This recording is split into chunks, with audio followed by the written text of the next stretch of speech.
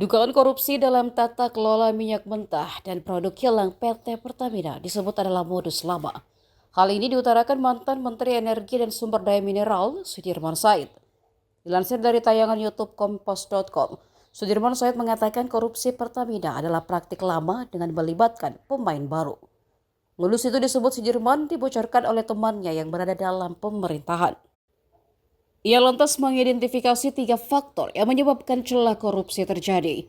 Pertama, sebagai pemegang pasar utama, Pertamina rentan terhadap tindakan korupsi.